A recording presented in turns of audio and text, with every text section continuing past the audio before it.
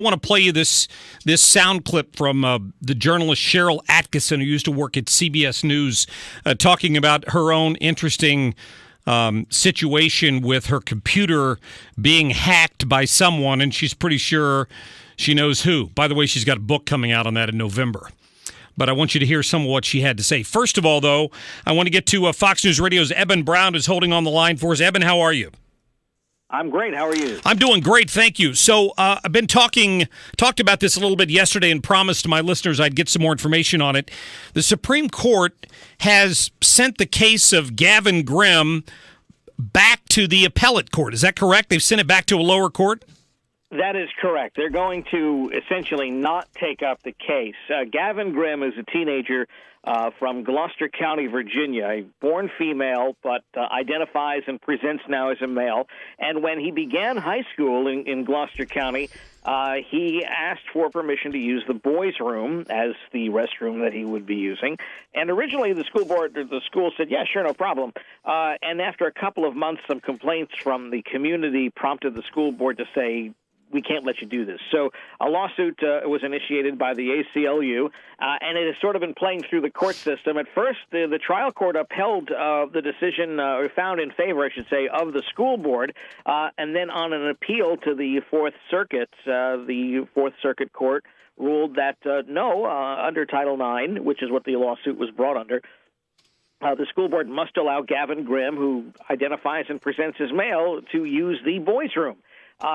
This was then appealed to the Supreme Court, and the Supreme Court was supposed to actually hear this case. They had scheduled arguments for later this month.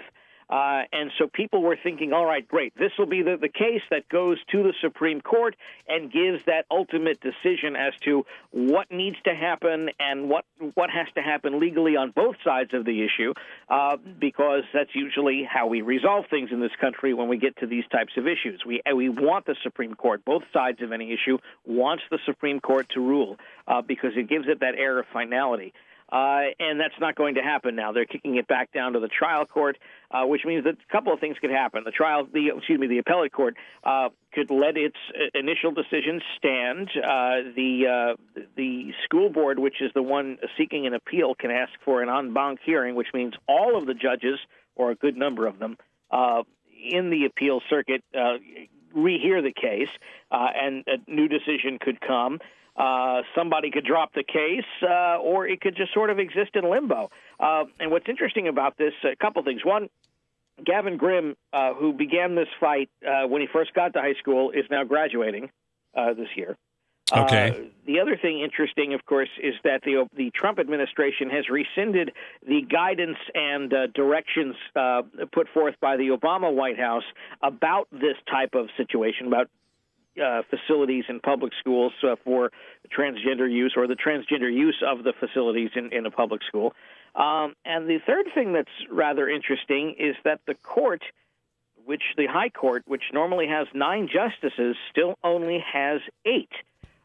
They have not. The Senate has not yet confirmed Neil Gorsuch as the new Supreme Court justice, essentially the replacement on the bench for Justice Scalia, right? And with that, you have 8 members of the High Court, and in a 4-4 tie, the case reverts back to the last court anyway. So let's just say this case actually went to a Supreme Court hearing, and they had arguments, and the justices then decided, they voted on the subject, and they came up with a 4-4 tie, which is very possible in a case like this.